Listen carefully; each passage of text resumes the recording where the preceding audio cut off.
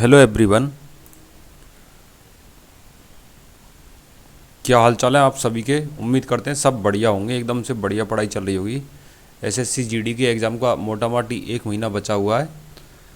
उम्मीद करते हैं बढ़िया पढ़ाई कर रहे होंगे। हम एसएससी जीडी मैथ का 18 और 18 नवंबर का फर्स्ट शिफ्ट का पेपर सॉल्व करेंगे। 1 बाय 1 सारे क्वेश्चन सॉल्व करेंगे।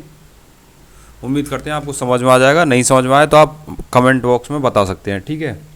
पहला क्वेश्चन बोलता है, एक फल विक्रेता के पास कुछ सेब थे, उसने 40% सेब बेच दिए, तो उसके पास अब भी 540 सेब बचे हैं। तो आरंभ में उसके पास कितने सेब थे ये बताना है हमको, ठीक है। यानी मान के चलता हूँ मैं पूरे 100% सेब होते हैं, ठीक है। 40% उसने बेच दिए तो 60% सेब उसके पास बच गए होंगे। बोल रहा है 60% जो सेब बचे थे ना वो थे 540। अब पूछ रहा है 100% का मान कितना होगा, यानी 100 का मान बताना है। तो 60 का मान 540 है, तो 1 का मान कितना होगा, आप बोलोगे 540/60 होगा। 100 का मान कितना होगा, आप बोलोगे इसको गुना कर दो। 60 90 540 9 गुना 100 यानी कि 900। अभी कौन से ऑप्शन में, ऑप्शन नंबर 3 में है, तो ऑप्शन नंबर 3 एकदम सही आंसर हो गया, ठीक है। दूसरा क्वेश्चन है 3073 1756 4829 का HCF x है, x के अंकों का गुणनफल कितना होगा। देखो ऐसे सवाल को हम कैसे करते हैं, इन दोनों का अंतर लेंगे, इन दोनों का अंतर लेंगे, इन दोनों का अंतर लेंगे, फिर तीनों के अंतर में हम कॉमन फैक्टर देखेंगे क्या क्या कॉमन फैक्टर बन रहा है। वही क्या होता है, वही HCF होता है। तो सबसे पहले हम 3073 और 1756 का अंतर लेंगे। 3073 माइनस 1756 करेंगे, ठीक है। तो आप ये घटाओगे तो ये आप आएगा 1317 आएगा, ठीक है। फिर देंगे हम 1756 और 4829 का अंतर। 4829 इसमें से घटाएंगे हम 1756, तो ये आएगा आपका 3073 आएगा, ठीक है। फिर लेंगे 4829 और 3017 का,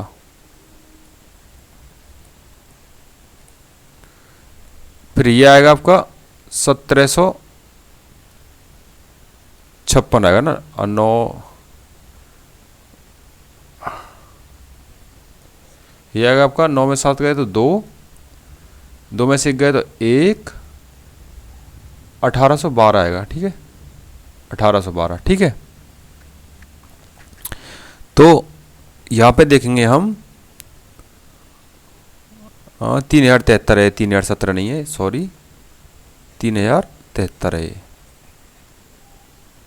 तो ये आएगा 3073 लिखो यहाँ पे। 9 में से 3 गए 6, 12 में 7 गए 5, ये आएगा 1756। देखो इसके फैक्टर करोगे आप तो 439 गुना 3 बनेगा, ठीक है। आप बोलोगे सर आपने ये कैसे किए, तो ये फैक्टर करने की सबसे पहले 2 से डिवाइड करेंगे तो 2 का तो जाएगा नहीं, फिर 3 का हम दे के देखेंगे इसमें डिवाइड। तो 1317 में 3 का डिवाइड करते हैं 439 बढ़ जाता है, ठीक है। 439 खुद में एक अभाज्य संख्या है, तो 439 गुना 3 हो गया, और इसका 439 गुना 4 हो गया, ठीक है। और इसका 439 गुना 7 हो गया, 439 गुना 7। अब देखो यहाँ पे भी 439 कॉमन है, यहाँ पे भी 439 कॉमन है, और यहाँ पे भी 439 कॉमन है, ठीक है। अब यहाँ पे आपका 439 आ रहा है ना, तो ऐसी कंडीशन में आप 439 का मल्टीपल करके देखिए कि ये बनता है कि नहीं बनता है। 439 का गुना करके देखोगे तो आप ये संख्या बन जाएगी, ये भी बन जाएगी। तो 439 तीनों में कॉमन है। तो पूछ रहा है x, यानी x है 439, यानी HCF हो गया हमारा 439। HCF 439 बन गया। अब बोल रहा है 439 के अंकों का गुणनफल कितना है, यानी 4 गुना 3 गुना 9 करोगे आप तो कितना आएगा, ऐसे पूछ रहा है। 4 3 12 और 12 9 में कितना होता है, 108 होता है। ऑप्शन नंबर 1 में एकदम सही आंसर, ठीक है। क्वेश्चन थोड़ा टफ लग रहा होगा आपको। करना क्या होता है, देखो पहले इन दोनों का अंतर निकालेंगे, यहाँ पे निकाला है, फिर इन दोनों का अंतर निकालेंगे, यहाँ पे निकाला है, फिर इन दोनों का अंतर निकालेंगे, यहाँ पे निकाला है, ठीक है। फिर उनमें से हम कॉमन फैक्टर देखेंगे जो 439 बन रहा है तीनों में। तो 439 क्या होगा, इनका HCF हो जाएगा। बोल रहा है HCF के अंकों का गुणनफल, यानी 4 गुना 3 गुना 9 होगा। वो कौन सा है, ऑप्शन नंबर 1 है, सही आंसर हो जाएगा, ठीक है। अगला क्वेश्चन है, एक व्यक्ति है एक टेलीविजन को 18,400 में बेचेगा तो 8% की हानि होगी, तो 5% का लाभ कमाने के लिए टेलीविजन को किस मूल्य पर बेचना होगा।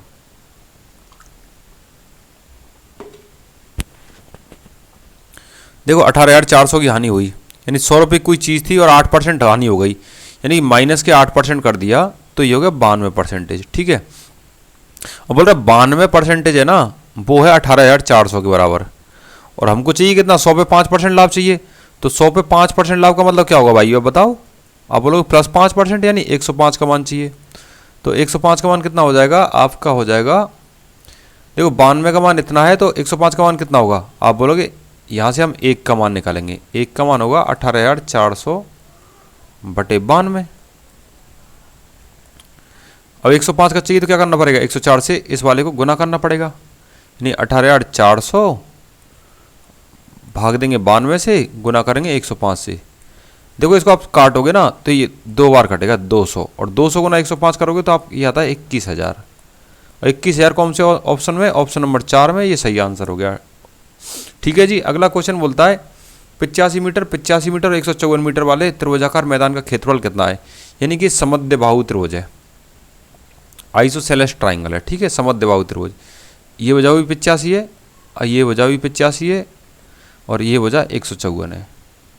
ठीक है, अब आपको बोलता है इसका एरिया पता करना है।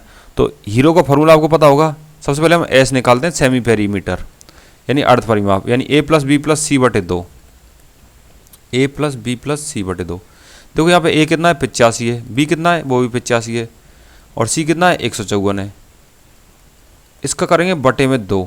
ठीक है, 85 और 85 170 होता है, 170 में 154 जोड़ोगे 324 होता है, 324 का 2 का भाग दोगे 162 होता है। ठीक है, अब आता है हीरो का फॉर्मूला। हीरो का फॉर्मूला आपको पता होगा, एरिया बराबर क्या होता है, एस। ठीक है, अंडर रूट में एस, उसके बाद S minus A, S minus B, S minus C. ठीक है जी, अब यहाँ पे एस का मान कितना है, देखो यहाँ पे 162 है एस का मान। ठीक है, अब एस में से ए को घटाएंगे यानी 85 को घटाएंगे 162 में से, तो आपका बचेगा ये 23, 62 और 23 85 बचेगा। ठीक है, 85 15 और 62 77 बचेगा, सॉरी ये 77 बचेगा और ये अगला भी 77 बचेगा। और फिर ये सी वाला मान के चलो 154, तो ये 8 बचेगा। यानी अंडर रूट में भीतर क्या क्या आएंगे, अंडर रूट में 162 में यहाँ लिखता हूँ। ठीक है, 162 को लिखूंगा मैं 81 गुना 2 गुना 8, ये वाला 8 है ना, ये मैंने यहाँ लिख दिया, गुना 77 गुना 77। ठीक है, और देखो 2 बार 77 अंडर रूट के अंदर, तो 1 बार बाहर आ जाएगा 77। 81 का वर्गमूल क्या होता है, 9 होता है। और ये कितना है, 2 8 16 यानी 4, यानी 77 गुना 9 गुना 4 यानी 7 9 में 63, चौका 252। ऐसे लास्ट में 2 किसके में, 2 के में, तो हमको पूरा गुना करना पड़ेगा अभी ना। 77 चौका 308 और 308 गुना 9 करना है, ये होगा आपका 2772। 309 में 27 और 8 9 में 72, 2772 ऑप्शन नंबर 1 में एकदम सही आंसर। थोड़ी सी जोड़बागी गुना भाग करने में परेशानी हो सकती है, बाकी क्वेश्चन है एकदम रबड़ी, हलवा नहीं रबड़ी है क्वेश्चन। ठीक है, एक अधिकारी और एक क्लर्क की मासिक वेतन आयु कितनी है, 11:4, यानी ये 11x है और ये 4x है। ठीक है, ऊपर वाला अधिकारी है, नीचे वाला क्लर्क है बाबूजी। अब बोल रहा है अधिकारी के मासिक वेतन में 7,000 की वृद्धि करेंगे, यानी प्लस के 7,000 कर देंगे, और क्लर्क के वेतन में करेंगे प्लस के 3,000 करेंगे, 3,000 की वृद्धि कर देंगे। तो देखो इनका अनुपात कितना हो जाएगा, 19/7 हो जाएगा। ठीक है, तो बोल रहा है अधिकारी का प्रारंभिक वेतन, यानी ये 11x बताना है कितना होगा, और इनको हम क्रॉस मल्टीप्लाई करेंगे ऐसे। तो 11 सत्य कितना होता है बोलोगे आप, 77x होता है। सत्तू सत्तू कितना होता है, 49,000 होता है। ठीक है, 19 चौके 76x और 19 दिया आप बोलोगे 57,000। ठीक है, यहाँ पे 76x है, यहाँ पे 77x है, तो बच गया x। यहाँ पे 49,000 है, यहाँ पे 57,000 है, तो बच गया 8,000, यानी x का मान हो गया 8,000। ठीक है, तो हमको पता करना है 11x का, 11x यानी x की जगह लिखेंगे 8,000, यानी 11 गुना 8,000, 11 गुना 8,000 कितना होगा, आप बोलोगे 11 88 होता है, तो ये 88,000 होगा। ऑप्शन नंबर सी में। उम्मीद करते हैं एकदम बढ़िया से समझ में आया होगा। ठीक है, अगला क्वेश्चन बोलता है एक सामान का 1/3 हिस्सा 15% लाभ पर बेचा जाता है, सामान का 25% हिस्सा 20% लाभ पर बेचा जाता है, सामान का शेष सामान 10% हानि पर बेचता है। और देखो यहाँ पे 15% है ना, तो इसका फ्रैक्शन 3/20 बनता है, 25% का 1/4 बनता है, और 10% का 1/10 बनता है। तो ऐसे में पूरे सामान को अगर 300 मान लूँ, पूरे सामान में 300 मान लूँ और 300 रुपये का है। ठीक है, तो इसका 1/3 हिस्सा 100 होगा, 100 सामान 100 रुपये का है और 15% लाभ चाहिए इस पर, तो 100 सामान 115 रुपये का बेच दिया, ठीक है। यानी लाए 100 का, बेचा 115 का, ठीक है। फिर पूछ रहा है सामान का 25% हिस्सा, यानी 300 का 25% कितना होता है, आप बोलोगे 75 होता है। ये हिस्सा उसने 20% लाभ पर बेच दिया। अब देखो 75 का 20% कितना होता है, आप बोलोगे 75 का 20% निकाल सकते हैं हम। 75 गुना 20/100, 5 और कटेगा, ये 15, यानी 75 15, ये 90 होता है, ठीक है जी, ये 90 हो गया। फिर बच गए कितने, देखो 100 और 75, 175 पूरे हैं 300, तो यहाँ पे 125 बच गए। और 125 वाला है वो 10% हानि पर, यानी 112.5 में बेचा जाएगा। 125 का 10% 12.5 होता है, इसमें से ऐसे घटाओगे ना तो 112.5 आएगा, ठीक है। यानी 112.5 उसने बेच दिया है, हाँ जी, ठीक है। अगला अब बोलता है वो पूरा मिला के लाभ हुआ है 350 रुपये। अब देखो यहाँ पे हम इतने का तो हम लेके आए 300 का, और इतने का इन सबको जोड़ेंगे ना, इतने का हमने बेच दिया, यानी कि ये होगा 317.5, ठीक है। देखो 300 का लाए और 317.5 का बेच दिया, यानी 17.5 रुपये का लाभ कमाया इसके हिसाब से, जबकि वो बोल रहा है वास्तव में 350 रुपये का लाभ कमाया है, यानी 17.5 है ना, वो है 350 के बराबर, ठीक है। तो एक किसके बराबर होगा, आप बोलोगे एक होगा 20 के बराबर। हमको पता कैसे करना है, 300 को पता करना है क्रय मूल्य का, तो 300 कितना हुआ, 300 मल्टीप्लाई करोगे 20 से, 300 गुना 20 6000 होता है, जो ऑप्शन नंबर 4 में एकदम सही आंसर हो गया, ठीक है। अगला क्वेश्चन बोलता है ए किसी कार्य को 10 दिन में पूरा कर सकता है, बी कार्य को 15 दिन में पूरा कर सकता है। यदि वे 5 दिन तक साथ मिलकर कार्य करते हैं तो कार्य का कितना भाग शेष बचेगा। देखो ए करता है 10 दिन में, ठीक है, बी करता है 15 दिन में, ठीक है, यानी कि ये हो गया 30, 10 3 30, 15 2 30, यानी ए एक दिन में करेगा 3 यूनिट, बी एक दिन में करेगा 2 यूनिट, पूरा काम कितना है 30 यूनिट। अब दोनों एक दिन में 5 यूनिट काम करेंगे, ये 3 करेगा और ये 2 करेगा, और ऐसे ही 5 दिन काम करेंगे, तो काम हो गया जी 25 यूनिट काम इन्होंने कर दिया। पूरा काम कितना है 30 यूनिट है, 30 में से 25 यूनिट काम कर दिया तो 5 यूनिट काम बच गया जी। 5 यूनिट काम कितना भाग है, यानी 30 यूनिट का भाग कितना है, तो 5 6 30, यानी 1/6 भाग है। 5 यूनिट जो काम बच गया नहीं, वो 1/6 भाग हुआ। ऐसे ही पूछ रहा है कितना काम बच गया, तो 1/6 भाग बच गया, ऑप्शन नंबर 1 है, ठीक है। अगला क्वेश्चन बोलता है 6 संख्या ए बी सी डी और एफ का औसत है 58, यानी कि पूरी संख्या को योग कितना हो जाएगा, आप बोलोगे 58 गुना 6 करोगे तो पूरी संख्या को योग आ जाएगा 348, हाँ जी, यानी पूरी संख्या को योग हो गया 348। अब ए है ना, वो बी प्लस सी की कितनी है, 2/5 है, यानी बी प्लस सी 5 है तो ए 2 है, और डी ई और एफ की कितनी है, ए है जो D plus E plus F की है 3/4। और देखो यहाँ पे 2 है और यहाँ पे 3 है, तो ए को मैं 6 बना लेता हूँ, तो इसको 6 बनाऊंगा तो 2 3 6, 5 3 15 हो जाएगी, ठीक है। इसको 6 बनाऊंगा, ये 3 दूनी 6 और 4 दूनी 8 हो जाएगी, यानी ए का मान है 6, ठीक है। बी प्लस सी का मान है 15, ठीक है, और D plus E plus F का मान कितना है, अनुपात, अनुपात है मान नहीं अनुपात, ये 8, यानी 15 6 21 और 8 29, यानी तीनों का मान है 29, यानी 29 अनुपात का मान किसके बराबर है, यानी कि पूरे 348 के बराबर। 29 अनुपात 348 के बराबर है, तो पता करना बी और सी का मान, बी और सी है 15, तो 15 अनुपात का मान पता करना है, तो एक का मान 348/29 और 15 का मान कितना, 15 से गुना, यानी कि 12 गुना, ये 12 बार कटेगा, 12 गुना 15, 12 गुना 15 करोगे आप 180 आएगा, जो ऑप्शन नंबर 4 में एकदम सही हो गया, ठीक है। एक घन का आयतन 192√3 क्यूब 1 सेंटीमीटर क्यूब है, यानी घन का आयतन क्या होता है, ए क्यूब होता है, ठीक है।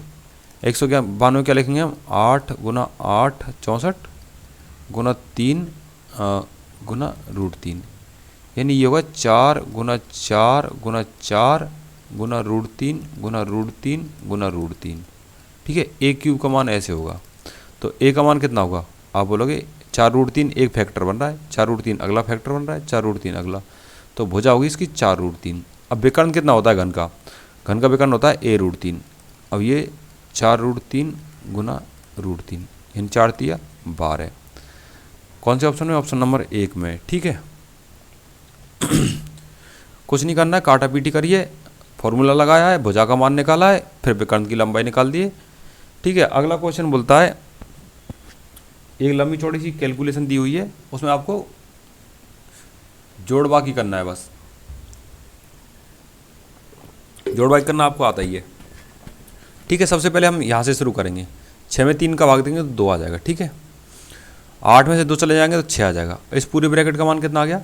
आप बोलोगे 6 आ गया। ये पूरा ब्रैकेट हो गया 6। ठीक है, अब 4 ऑफ 2 यानी 8 भाग 8 करेंगे हम। 8 भाग 8 करेंगे 1 और 1 माइनस 6, तो यहाँ पे बचेंगे माइनस के 5। इस वाले ब्रैकेट में यहाँ से यहाँ तक 3 माइनस 5। ठीक है, यानी ये हो जाएंगे माइनस के 2। अब यहाँ पे 12 माइनस और माइनस के 2, यानी 12 प्लस 2, 12 प्लस 2 यानी 14, जो ऑप्शन नंबर 2 में एकदम सही आंसर हो गया। ठीक है, अब 15 लड़के किसी कार्य को 10 दिन में पूरा करेंगे और 12 लड़कियाँ उसी कार्य को 15 दिन में पूरा करेंगे, यानी 15 लड़के यानी 15 बॉय कार्य को करेंगे 10 दिन में। 12 लड़की यानी 12 गर्ल कार्य को करेंगी 15 दिन में। ठीक है, तो यहाँ से हम लड़के और लड़की की क्षमता का अनुपात निकाल सकते हैं ना। 15 से 15 कट गया, बॉय बटे गर्ल बराबर हो जाएगा जी 12 बटे 10। अब इसको 2 से काटोगे, इसको भी 2 से काटोगे, ये 6 बार कटेगा, ये 5 बार कटेगा। ठीक है, 6 बटे 5 हो गया। अब पूरा काम निकाल सकते हैं हम, तो यहाँ पे बॉय की क्षमता का अनुपात रख देंगे 15 गुना 6 गुना 5। पूरा काम इतना हो गया। बोल रहे 15 लड़के और 12 लड़कियाँ उस कार्य को एक साथ करते हैं तो कितने दिन में पूरा काम कर देंगे। अब 15 लड़के, एक लड़के की क्षमता 6। ठीक है, 12 लड़कियाँ यानी 12 लड़कियाँ, एक लड़की की क्षमता 5। ठीक है, और इसको मान के चलो ये करेंगे x दिन में। पूरा काम कितना है? 15 गुना 6 गुना 10, ये 10 है ना, 5 नहीं है, ये 10। ठीक है, 15 छक्की 90 और 12 पंजे 60, यानी ये हो गया 150 गुना x बराबर 15 गुना 10 करेंगे, यहाँ पे 150 गुना 6। देखो 150 से 150 कट गया, यानी x का मान आ गया 6 दिन। यानी ऐसे ये पूरा जोड़ी है ना 15 लड़के और 12 लड़कियों की, ये 6 दिन में पूरा काम कर सकता है। उम्मीद करते हैं आपको समझ में आया होगा। नहीं समझ में आया तो आप कमेंट कर सकते हैं, मैं कमेंट का रिप्लाई कमेंट में ही दे दूंगा। ठीक है,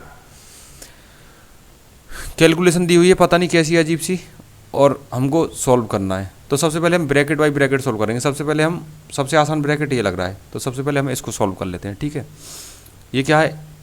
1/2 माइनस 1/2 गुना 1/4 करेंगे तो 1/8, तो ये 4 माइनस 1/8, यानी ये ब्रैकेट का मान हो गया 3/8।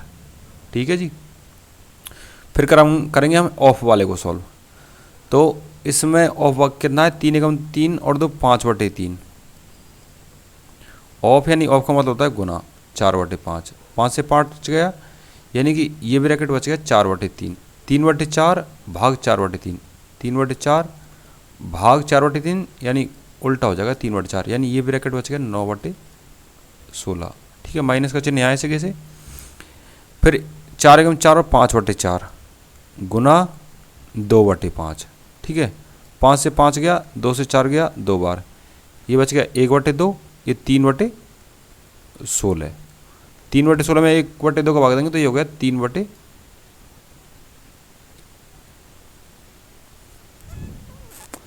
ठीक है, यानी 3/8 में भाग देंगे हम 9/16 का।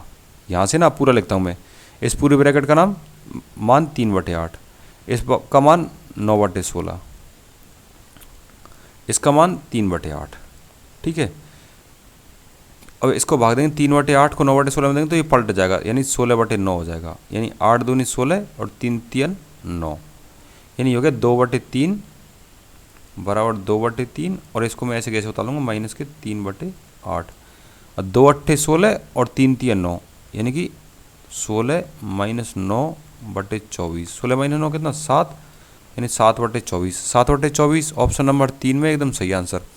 देखो एक एक ब्रैकेट सॉल्व करोगे आप, फिर ऐसे जमाओगे ना जैसे मैंने यहाँ पे जमाया है, तो आपकी गणना आसान हो जाएगी, कैलकुलेशन करना बहुत आसान हो जाएगा। और ऐसे आप एक साथ करोगे तो भूलने का डर रहेगा, और ऐसे में एक भी कैलकुलेशन मिस्टेक हुई तो पूरा सवाल वापस करना पड़ेगा आपको। तो उसमें आपका टाइम जाएगा। तो ऐसी कंडीशन से बचने के लिए आप ब्रैकेट बाई ब्रैकेट सॉल्व करें, ठीक है। और बोर्ड मास का ध्यान रखें इसमें। किसी सेल में इत्र सेंट परफ्यूम का विक्रय मूल्य पर 25% की छूट के साथ उपलब्ध है। यदि सेल में इत्र का मूल्य कितना है 6873 है, तो इत्र का मूल्य विक्रय मूल्य कितना है?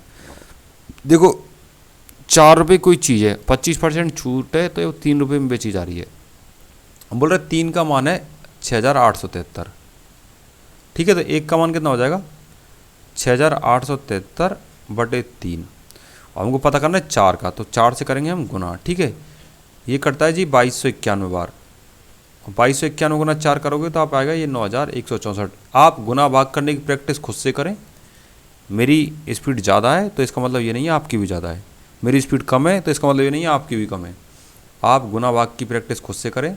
4-5 गुना लिख लें, जैसे 257 गुना 17 ऐसे लिख लें, फिर प्रैक्टिस करें ऐसे, ठीक है। तो इसका आंसर हो गया ऑप्शन नंबर 3, ठीक है। अब एग्ज़ाम में आप ऐसे प्रैक्टिस नहीं करोगे तो एग्ज़ाम में फंस जाओगे। आप एग्ज़ाम में फंस जाओगे तो एग्ज़ाम में फंसने का मतलब समझते हो आप क्या होता है। देखो अमन है, अमन अपनी आय का 74% खर्च कर देता है। यदि उसका व्यय 30% बढ़ जाए और बचत 25% बढ़ जाए तो उसकी आय कितनी बढ़ जाएगी, ऐसे पूछ रहा है। मैं आय को मान लेता हूँ 100 है, 100 में से 74 खर्च कर दिया उसने, अमन भाई साहब ने 100 में से 74 खर्च कर दिया, तो अमन भाई साहब के पास बच गए 26 रुपये। यानी ये है इसका खर्चा। तेरे पे मैं कर दूँ खर्च करोड़, ठीक है। ये खर्चा है इसका, ये है उसकी बचत। हम बोल रहे बचत 25% बढ़े, यानी 26 का 25% होता है 6.5। 26 का 6.5 बढ़ गया तो ये 32.5 हो गई बचत, ठीक है। खर्चा उसका 30% बढ़ गया, इसका 30% होता है 22.2, यानी ये हो गया 96.2, ठीक है। तो देखो इसको और इसको जोड़ोगे तो आपका आएगा 128.7, यानी कि उसका खर्चा इतना बड़ा, बचत इतनी बड़ी, तो उसकी आय इतनी हो गई। पहले आई थी 100, अब है 28.7, तो बड़ी कितनी? आप बोलोगे 28.7, यानी 100 पे 28.7 बढ़ रही है। तो ये परसेंटेज कितना होगा? आप बोलोगे 100 का परसेंटेज तो ऐसे की ऐसे ही रहेगा, 28.7 ही रहेगा। तो 28.7 कौन से ऑप्शन में? तो ये पहले ऑप्शन में, तो ये आपका आंसर हो गया, ठीक है। तो ऐसे ही अगला सवाल देखते हैं। 1 वर्ष पूर्व, यानी मान के चलो इस साल, कौन सी साल चल रही है 2022, यानी 2021 में ए और बी की आयु कितनी है? का अनुपात है 4:3। ये ए है भाई साहब और ये बी है, इनकी आयु का अनुपात है 4, इनका है 3। अब से 7 वर्ष पश्चात, यानी ये अब की साल आ गई, और अब से भी 7 वर्ष बाद, यानी ये एक डिफरेंस है यहाँ तक उम्र में। फिर इससे भी 7 साल बाद, यानी कि यहाँ से 7 साल बाद इनका अनुपात हो जाएगा 9:7, ठीक है। अब अनुपातों को समानुपाती बनाने के लिए क्या करना पड़ेगा हमको? देखो इनके बीच में 2 का डिफरेंस है और इनके बीच में 1 का डिफरेंस है, तो इसके डिफरेंस से यहाँ पे गुना, यानी इसको 1 से गुना और इसको 2 से गुना करेंगे। तो 4 दूनी 8 और 3 दूनी 6, ये 9 और ये 7, ठीक है। और 1 और 7 8 का डिफरेंस, यानी 1 का मान है नहीं, वो 1 का मान आ रहा है 8 के बराबर, ठीक है।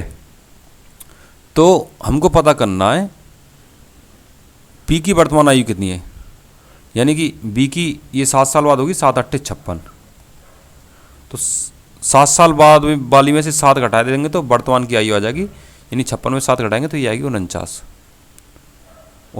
ऑप्शन नंबर 1 में एकदम सही आंसर। उम्मीद करते हैं समझ में आ गया होगा। देखो ये अब की साल होगी, ये अब से 7 साल बाद होगी। यहाँ पे ये अनुपात का मान है नहीं, वो 1 का मान 8 के बराबर आ रहा है, क्योंकि 8 वर्षों का अंतर है, यहाँ 1 वर्ष और 7 वर्ष, ठीक है भैया। तो 8 वर्ष बाद बी की आयु हो रही 56, अब से 7 वर्ष बाद, तो अब कितनी होगी? अब यानी कि 7 वर्ष बाद वाली में 7 घटा देंगे तो वर्तमान की आयु आ गई ना, तो वर्तमान की आयु कौन सी है? वो 49 है, ठीक है। अगला क्वेश्चन बोलता है 846 रुपये में गिटार बेचेंगे तो हानि होगी सर 6%। कितनी होगी भैया? हानि 6%। हमको लाभ प्राप्त करना है 8%, तो गिटार को कितने में बेचेंगे? यानी 100 पे 6% हानि, यानी 94 रुपये की बेच रहे हैं, और 94 का मान कितना है? 846 है। तो 1 का मान कितना है? 846 बटे 94। पता किसका करना है? 108 का करना है। तो क्या करेंगे? 846 बटे 94 गुना 108, ठीक है। अब ये आपका कटेगा कितनी बार?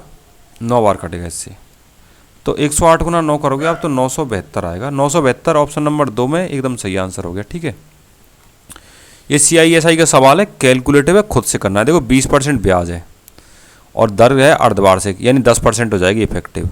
3 वर्षों के लिए यानी 6 अर्धवार्षिक बनेंगी, यानी 3000 गुना 110/100 गुना 110/100 गुना 110/100 गुना 110/100 गुना 110/100 गुना 110/100, 6 बार हो गया ना।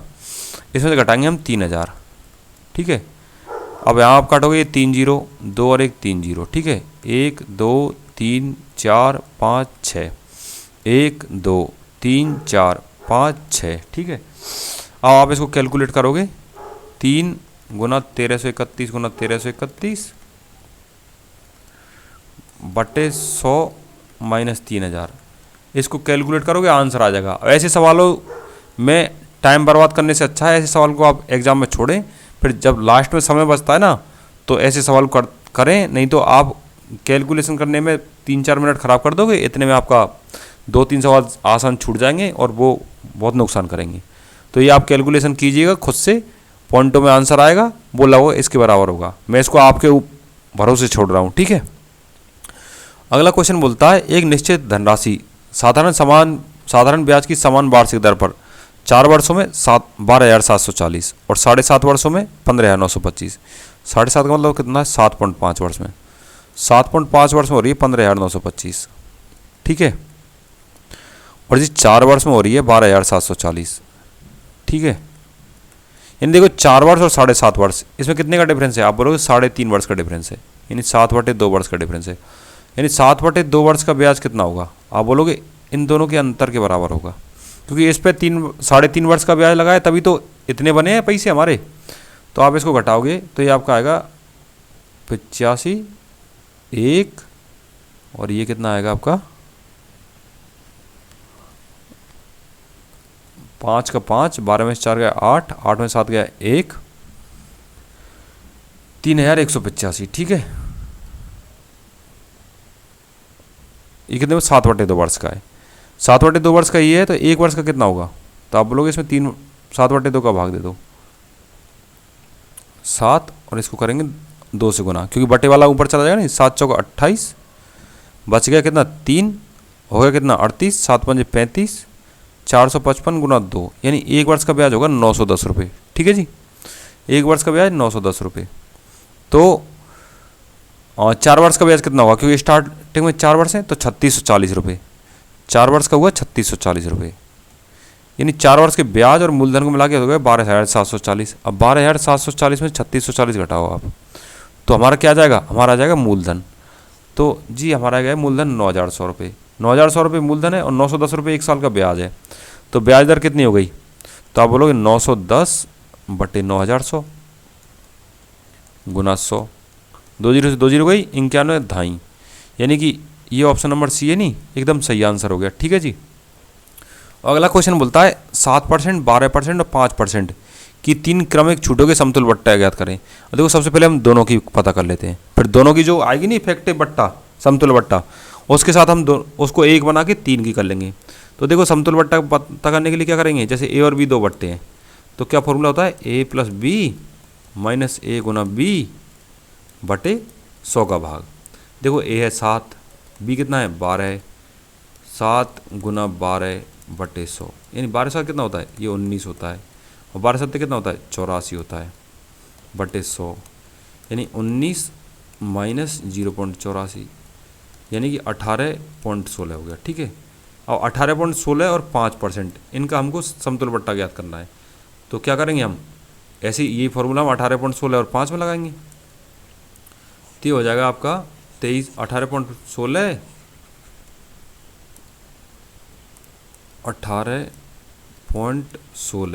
प्लस 5 माइनस 18.16 गुना 5 बटे 100, ठीक है।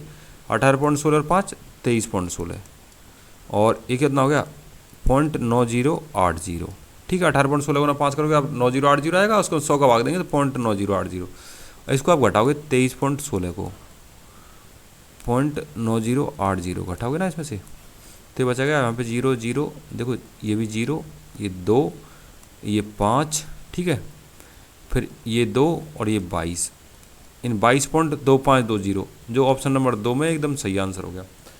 थोड़ा कैलकुलेटिव है तो परेशान नहीं होइएगा, ऐसे 2 टुकड़ों में करोगे तो आसानी से हो जाएगा, लेकिन 3 टुकड़ों में करोगे तो आपकी दिक्कत बढ़ जाएगी।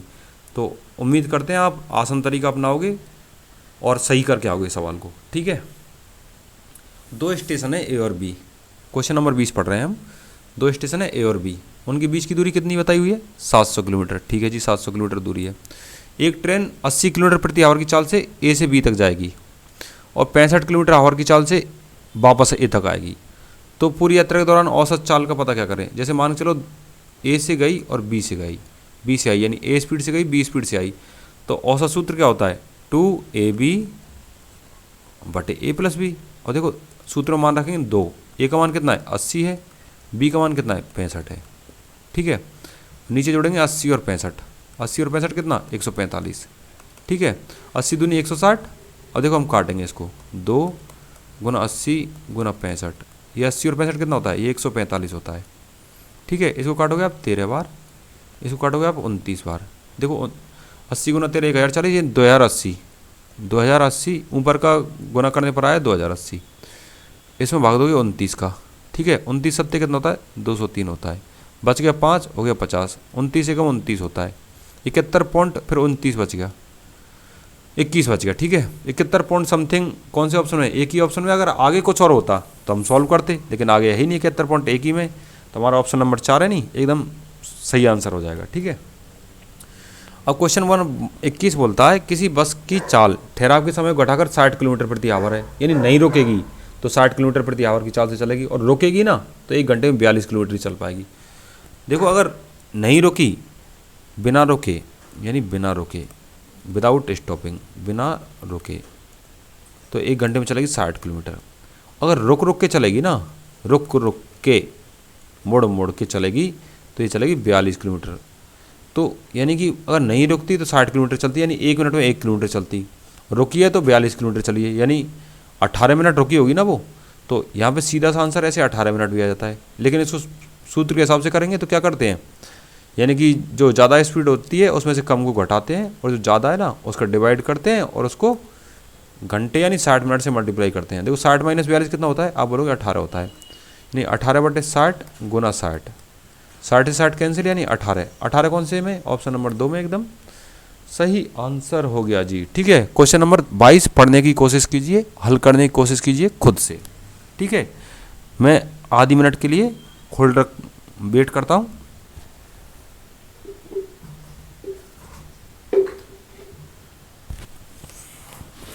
क्वेश्चन बोलता है 60 किलोमीटर प्रति आवर की चाल से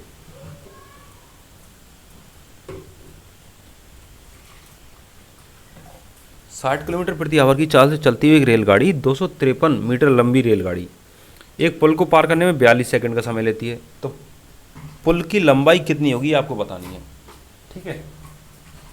क्या बताएंगे आप बताएंगे पुल की लंबाई।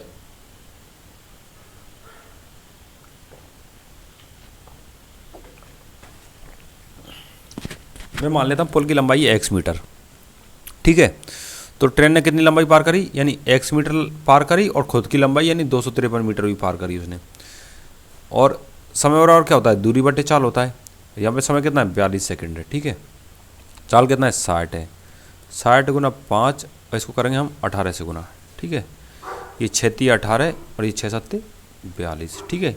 ये 3 से भाग दोगे 20, 20 पंजे 20 या 60, तो x प्लस 253, 20 पंजे कितना होता है जी? आप बोलोगे 100 होता है, बराबर हो गया 7।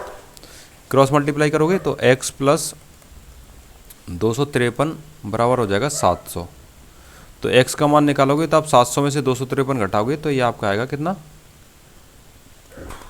447। ये कौन से ऑप्शन में? ऑप्शन नंबर सी में। हल्का क्वेश्चन था, हो गया, ठीक है। नेक्स्ट क्वेश्चन पर मूव करते हैं हम। 8,000 रुपये की धनराशि 2 सही 1/8 वर्षों में 16% की दर से वार्षिक रूप से होने वाला चक्रवृद्धि ब्याज कितना है? यानी 8,000 गुना 116/100 गुना 116/100, और 1/8 वर्ष है तो ये हो गया 102/100। फिर इसमें से हम घटाएंगे 8,000। एक तरीका तो ये हो गया, ठीक है। और दूसरा तरीका होता है हम इफेक्टिव एक एक साल का निकाल लेते हैं, यानी 8,000 और 116/100 है, तो ब्याज ही पूछ रहा है ना, तो पहले 16/100 ही निकाल लेते हैं हम।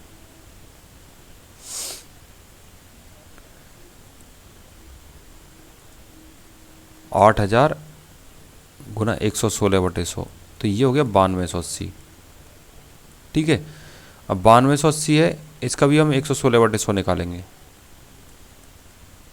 ठीक है, तो ये 0 से 0 कटेगा, इसको काटा पीटी करोगे आप, 116 8 928, कैरी 92 आएगा, 116 दूनी 232, 2 2 4 9 3 12, 2 1 3, 324, कैरी 32, 116 नंबर 1044 और 32 1076, 1076 आ जाएगा ना, तो ये हो गया 10,764.8।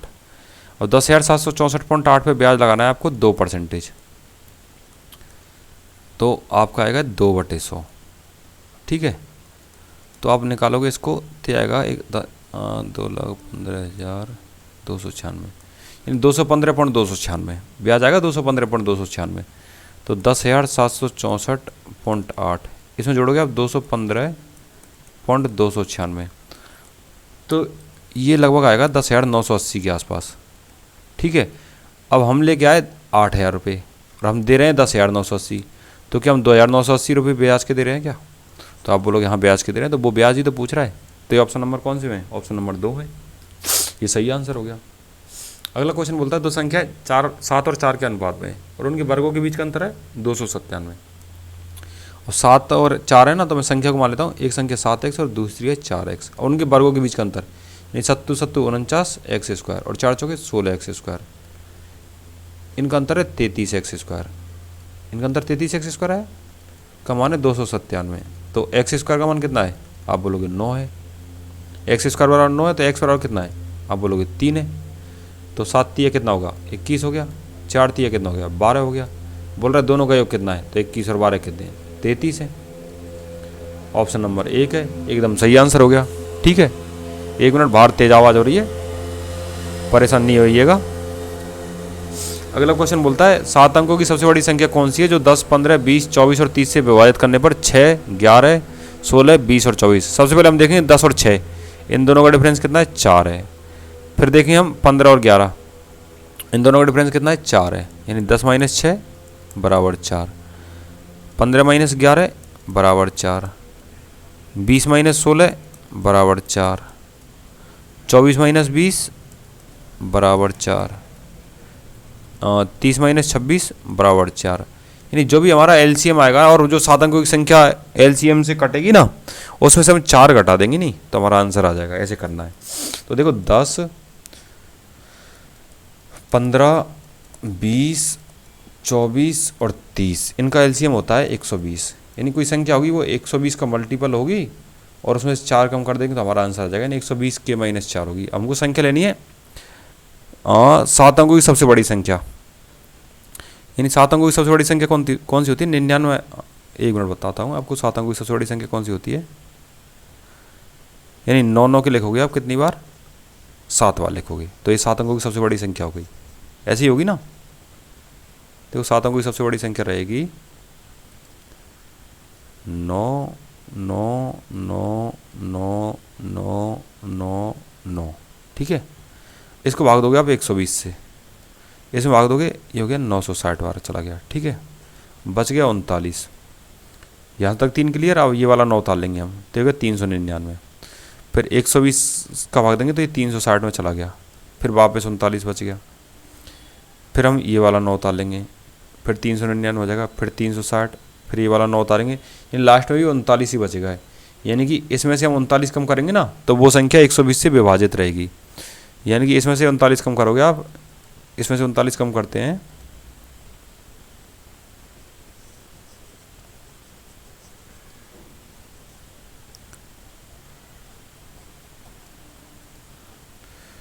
नौ 9 9 9 9 9 7 बार, इसमें 39 कम करोगे आप तो ये आएगा 9 9 9 9 और 60। ठीक है, कितना हो गया? 1 2 3 4 5 6 7। इसमें से 4 कम कर दोगे तो आंसर आ जाएगा। तो आंसर क्या आ जाएगा? 9 9 9 9 और 5 और 6, जो कि ऑप्शन नंबर 1 में एकदम सही आंसर हो गया। उम्मीद करते हैं सारे 25 क्वेश्चन मैंने हल करवाने की कोशिश की है। उम्मीद करते हैं समझ में आए होंगे सही तरीके से। कोई भी क्वेश्चन नहीं समझ में आया है तो आप कमेंट कर सकते हैं। आपको अच्छा लग रहा है तो आप लोगों के साथ शेयर कर सकते हैं, जो एसएससी जीडी के लिए और एसएससी सीजीएल सीपीओ सीएचएसएल किसी भी के लिए तैयारी कर रहे हैं ना, उन सब के साथ आप शेयर कर सकते हैं ये वीडियो। ये एसएससी के सभी एग्जामों में, रेलवे के सभी एग्जामों में और यूपी पुलिस और यूपीएसआई इन सब एग्जामों के लिए हेल्पफुल रहेगी। नेक्स्ट वीडियो में मिलते हैं, तब तक के लिए जय हिंद जय भारत।